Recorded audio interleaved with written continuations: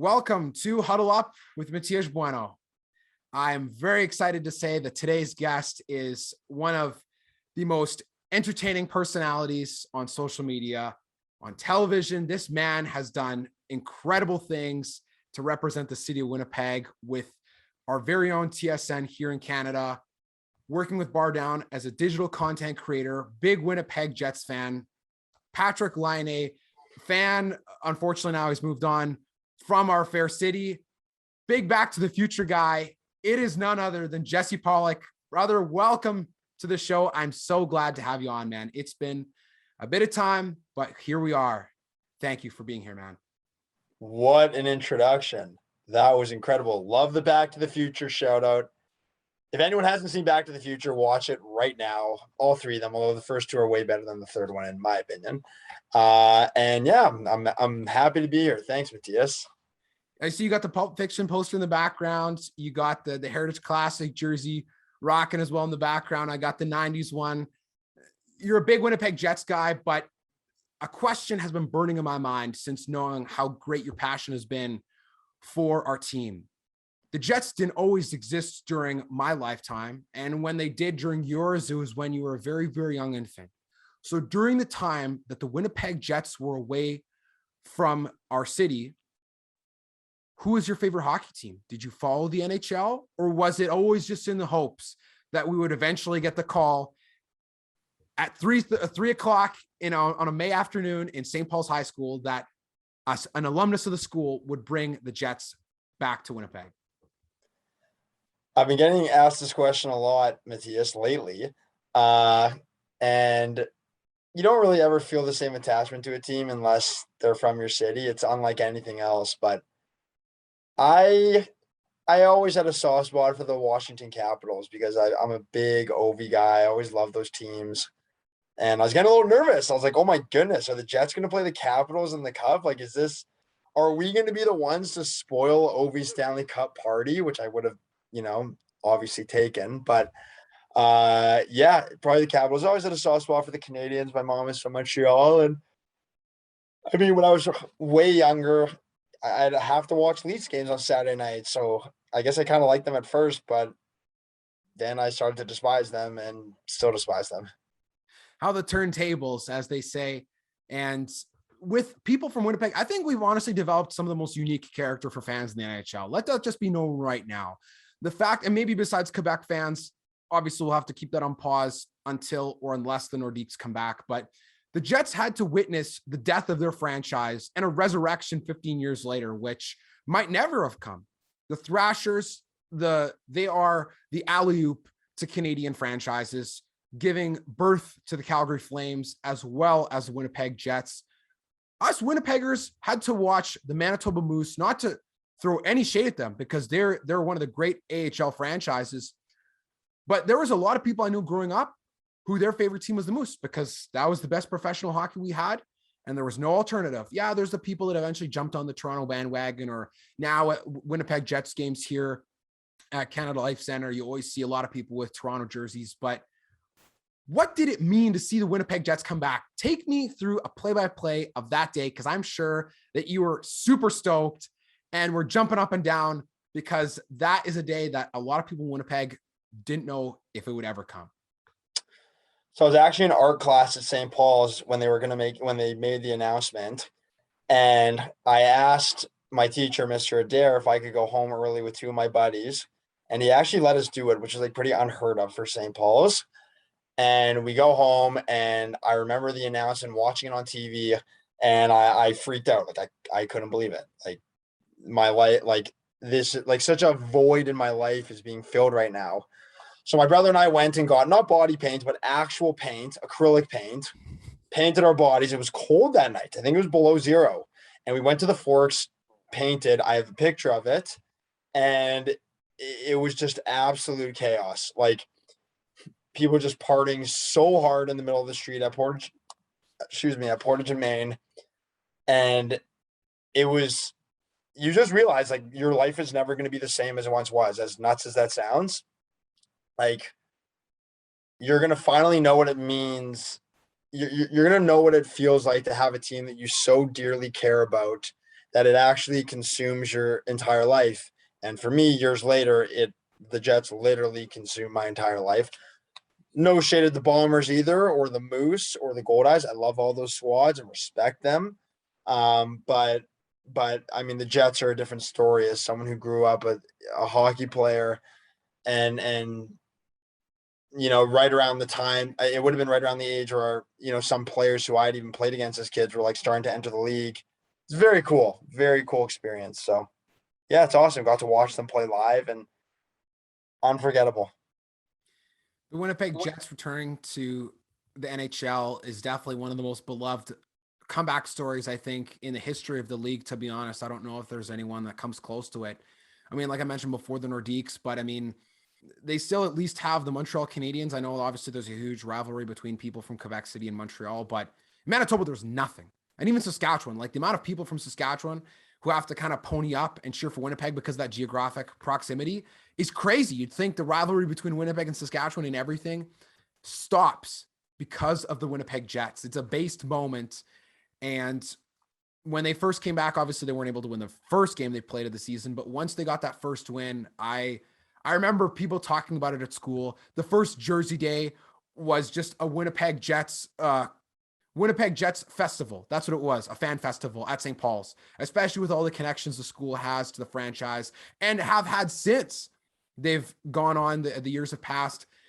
It was truly an experience like no other for Jets fans at St. Paul's High School during the early 2010s. And for someone like yourself who was able to be there just at the tail end, take me through those times. Let me narrow it down here. What was the first most memorable game that you remember watching for the Jets? Was it the first win, or was it the first game that you were able to be at live?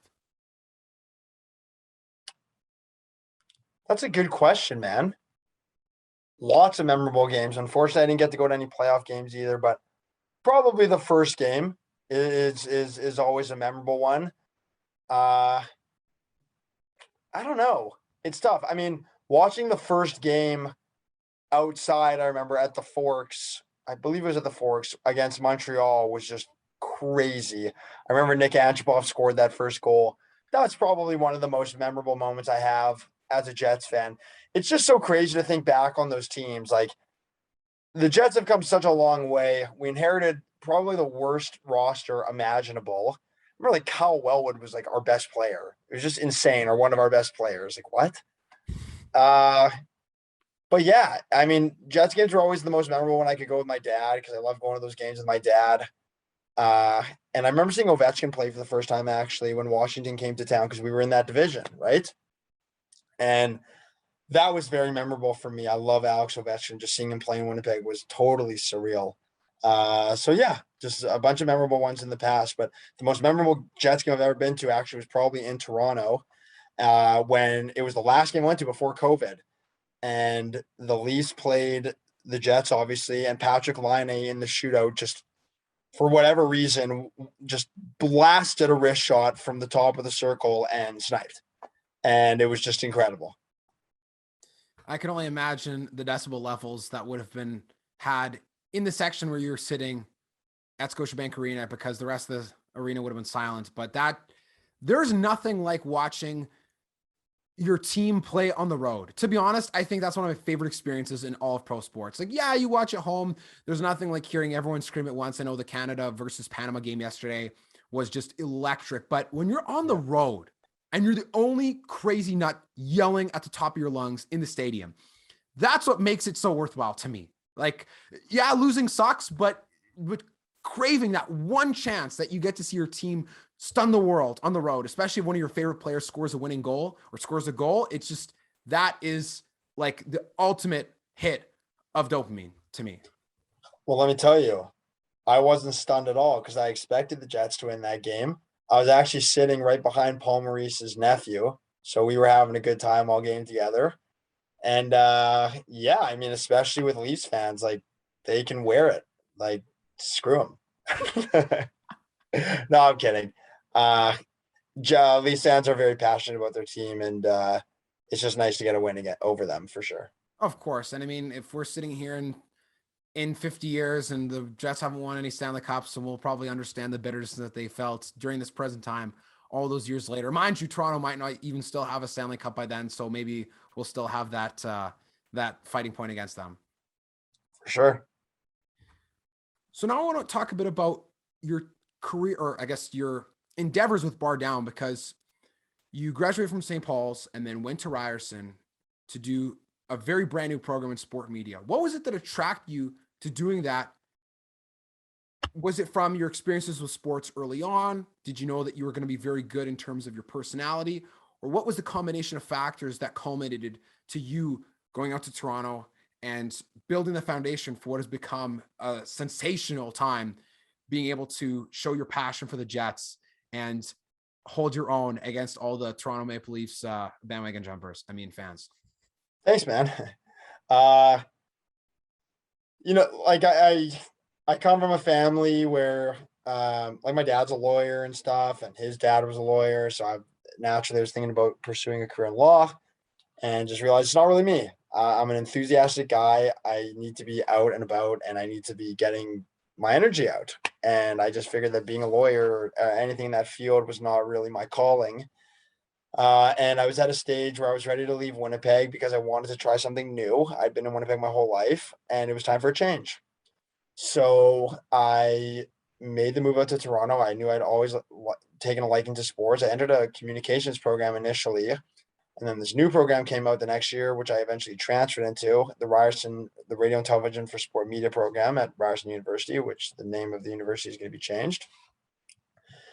And I remember going to TSN on an orientation day, one of the first days of the program, and Gino Retta spoke to us, and he said, we know what you can do in school, but we want to see what you can do outside of school. So I took that to heart. I came up with an idea. I sent a cold message to an executive at TSN who had ties through Ryerson.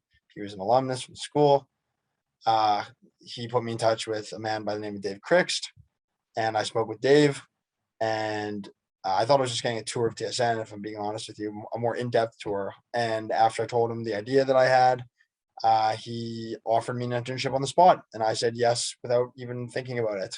So my first job was actually my first real job was to dress in a blow-up dinosaur costume, hold a bar down flag, and chill in Jurassic Park during Raptors games.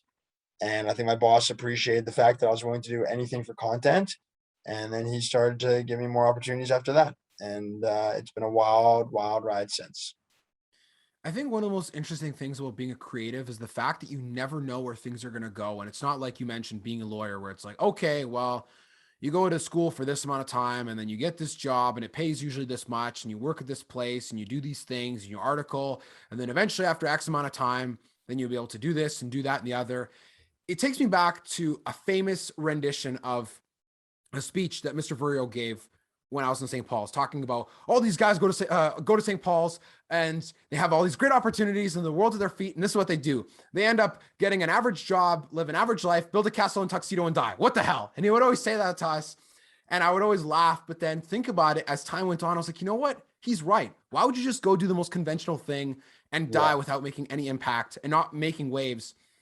And I was fortunate enough to be in contact with Dave and have a conversation with him and ask him about the inspiration for Bar Down. And he was talking about doing the interview with Will Ferrell, the Anchorman character in Winnipeg, and not having any platform to really bring to life those entertaining skits. And then eventually when Bar Down was conceived, it's grown into so much more. And someone like yourself has definitely been at the forefront of what it means, like what encapsulates Bar Down, like being excited, doing things that are different, being quirky, being yourself, having a lot of random knowledge that people always make fun of you for being useless until you actually put it to the test, create the great quizzes, the YouTube videos.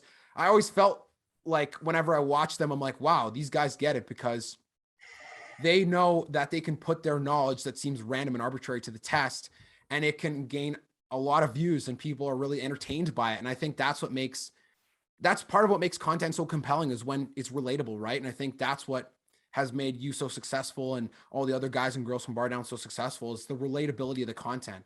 And especially we talk about dressing up in the dinosaur costume. That's hilarious. Like that is just so characteristic of something that you would see at Raptors games now, but during that time when you were doing it, I'm sure it wasn't really that common, right? Yeah, I mean, I think that's like I feel like we're really pioneers in a lot of ways at Bar Down. We really like have tested a lot of things out that haven't been done before, and kudos to Dave for he's a risk taker, and I respect that about him. And I mean, to a degree, I mean, we'll never take a risk on something that's like inappropriate or anything like that. But he likes trying new things, and I'm lucky and fortunate that I get to be a part of his squad. And a part of the squad you've been indeed, and one of the captains, I could say, from my point of view. And you guys have all been doing great work there.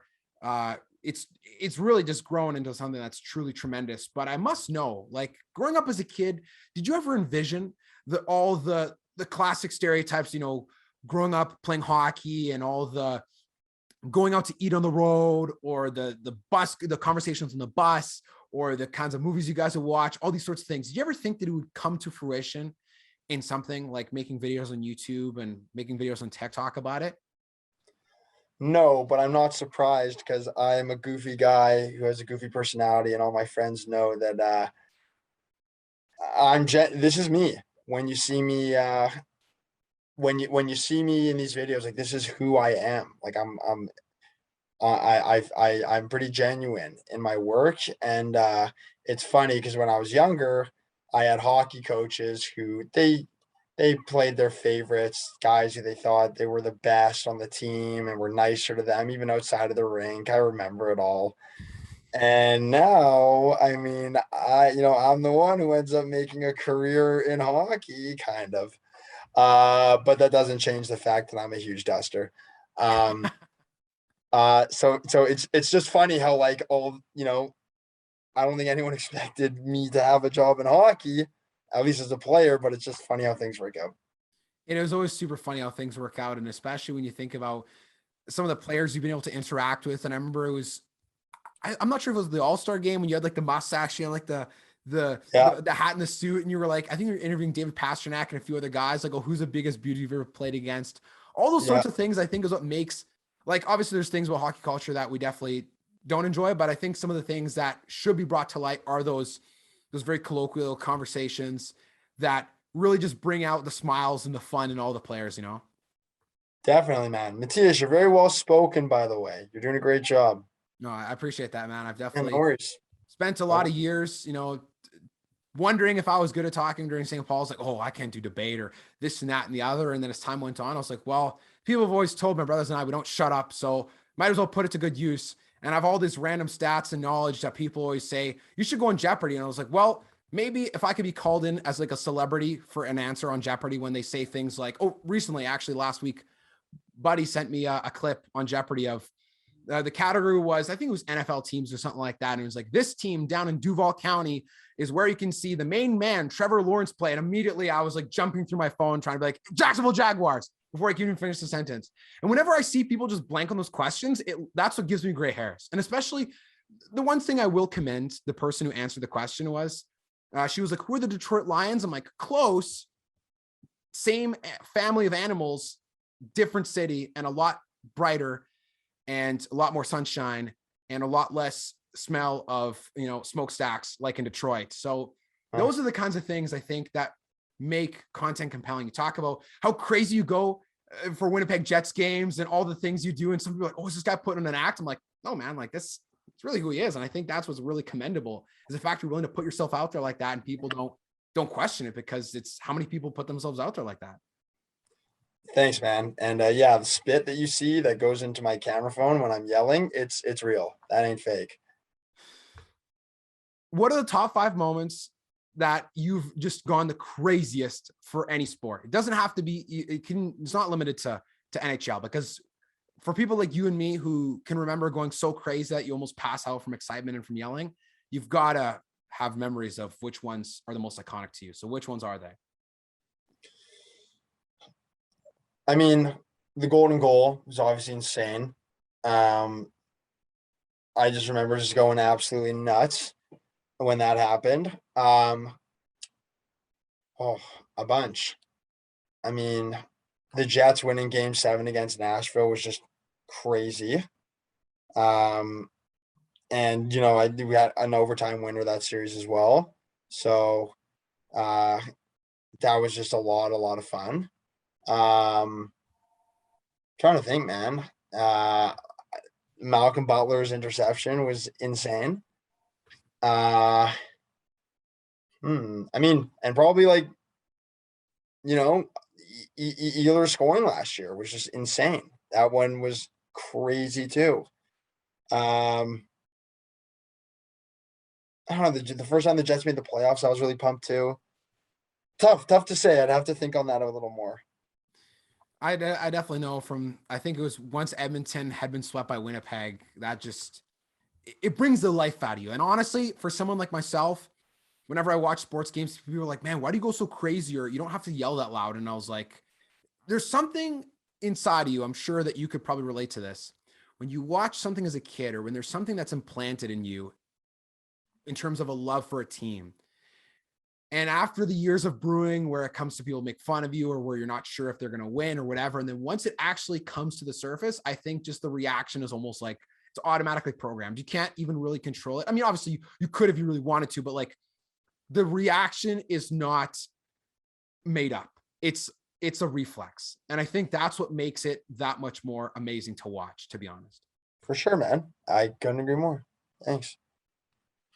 When I think of some of the moments when I watch soccer and like running around and going crazy, like that's what really like makes sports worth it to me, to be honest. Like, you know, you watch and you see people going crazy and they're losing their minds and you're like, oh my goodness, like, is this really that meaningful? But every person has something that's that meaningful to them. And Oh yeah, for us, you know, it's sports. For you, it's the Winnipeg Jets. darn right.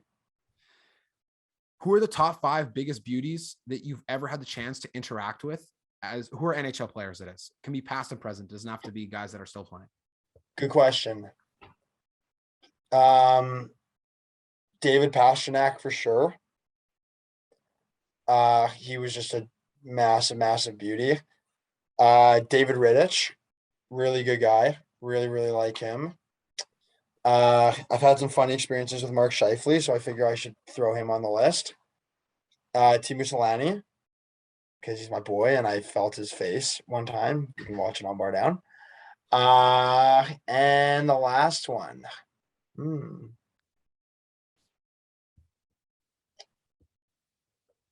I like Mitch Marner and Nick Suzuki are both really good guys. I like them both. I feel like there's a lot of great personalities in the NHL, and it's unfortunate that it seems like it's frowned upon where you have to say the same Peyton Manning chicken and rice answer all the time. It's like, well, just let people live a little. Like, don't be anything crazy or inappropriate. But like seeing when PK Subban, you know, does the Don Cherry impression and playing the piano kills me every single time because it's just so out there. And it's what I think He's people great, are always, PK. He's great. like, people are thinking it, but they just, Yeah. and there's people like him that actually say it. And then that's what breaks the fourth wall. Yeah, he's a great personality. He's a heck of a personality. When it comes to, when you think about working with Bar Down, you guys look like you're not even working. It's just fun. Like you're paid to have fun and interact with each other. So now I'm not trying to put you on the spot, but who would you say is the funniest person that you work with at Bar Down? Ooh. Besides yourself, of course. It's tough to say. I don't know. Like there are a lot of funny people at Bar Down. I think Marissa's pretty funny. She does Digital Sports Center. Um, that's tough. Everyone's funny in their own way. Corn's a pretty funny guy. Like, I think everyone is pretty funny in their own unique way. Like it's tough to say. That's a tough one. Eric is really funny. Uh, Z is obviously funny. Luca has hilarious moments. Sam can be hilarious. Like, yeah, it's hard. Everyone's pretty funny. When you guys come up with ideas for videos and when you're talking about quizzes and those kinds of topics, what do you find are some of your favorite topics or things to delve into when it comes to getting quizzed or when it comes to talking off the cuff about certain niches within the world of hockey? I always like talking about style and jerseys and stuff like that, and it's always fun for me. Old stats, I think, are a lot of fun to discuss too. Like players back in the day from when I was like the late '90s, early 2000s. Like just gets me going. I know the Jets weren't around by then, but it's a lot of fun because like my childhood hockey memories are the best. Like I remember when the Flames beat the Detroit Red Wings in 2004, and I watched it on this little TV on a CD player I had because my mom was yelling at me and my brothers to go to bed. And my dad actually ended up, I'm pretty sure, coming to my room with my brothers, and we just watched over like double overtime together. It was like 1 in the morning later, probably like 2 in the morning. And it was Marty Jelinek scored the game winner, and it was just nuts. And that's got the kind of stuff I like discussing. What do you find are some of the most interesting statistics that jump right off the top of your head when you talk about old stats that are really interesting or intriguing? Hits, baby. Hits. Serious. Those are the best hits from the old. It's the best stat from the old days. They don't do they not keep track of it anymore, or it's just not as important as it used to be?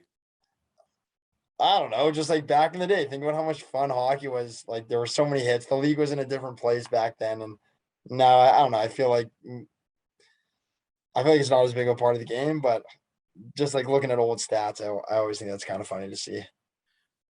So then who would you say, like, I mean, do you then have some stats off the top of your head of who are some of the guys that had highest number of hits or people that maybe just gave the hardest hits if you watch old film? Yeah, I mean, obviously Scott Stevens just delivered the boom all the time. He was great. And then I don't know, like Chris Pronger was always a big body presence. Like Jeff Boogaboom, my boy, he's great too. So yeah, just old school hockey, baby. It's fun to watch. If you could choose one enforcer to be on your line to protect you, who would it be and why? In the league right now, Or even just past or present. It can be present, it can be from someone that doesn't play anymore. give me Tom Wilson. Oh, drawn in the Uh, controversy, but hey, I mean, once you're on the ice, then all bets are off. He's a hell of a player. I like Tom Wilson a lot. I'd Who do you? gladly welcome him on the Jets. Oh, I mean, of course. I mean, Yeah. it's just crazy to think of how much the times have changed in terms of you talk about enforcers and hits, and now like you have to everyone's a really good skater, and there's not many enforcers around. When you Yep. played hockey growing up, did you find that you were more of a physical player, or did you find that you're more of a finesse guy? Physical for sure. Did you keep track of all the hits that you had in your career? No, man. I just tried to lay body when I could. I was a penalty killer. I was like I was a locker room guy. Let's put it that way. Oh, I mean, there's always important to have people in the locker room, right? There's nothing wrong with the You guys need the that glue. You need the glue, no question. literally, right? It's Yeah. okay. So talking about jerseys, I think that's one of the best things about sports is like the color aesthetic. So for you, what are some of your favorite jerseys that you've seen in recent memory? Because obviously we sit down and talk about all the jerseys all the time. Like there's just tons and tons and tons. So we got Heritage Classic, Winnipeg Jets, a throwback to the 80s, and a great modern classic. That I'm sure that has to be part of I your think the Avalanche's Nordique jerseys were fantastic as well. I thought they nailed those out of the park. I thought the Kings were really nice. I think the Kings third jersey this year is great. And I think the Jets Navy jersey is fantastic. Those are like the first ones that come to mind for sure. The Wild have a cool one. I like the Wild's reverse retro jerseys as well. And I like the Kachinas. I like that Arizona brought them back. They're very cool. I was gonna say, yeah, the Kachinas I think are really nice. I honestly never as a kid really thought about what their jersey was before when they had like the rip off of the Timberwolves logo now, like the Howling Coyote. I always just I don't know. I remember Arizona, Phoenix, all the stuff, and then once I was like, oh yeah, I guess that's what they would have worn before they changed Mhm. when they were Winnipeg. I mean, the Nordiques jerseys I think in general were honestly super sick. Like they're the navy blue ones; those ones are super clean. Definitely. I like those new ones though. I think they look really good. So, Jesse, we're getting towards the end of our time on today's episode. So, I want to ask you a few quick wrap up questions before we part for today. We'll have a little more fun before our episode has ended. Let's do it, baby. best Winnipeg Jets player since they've come back.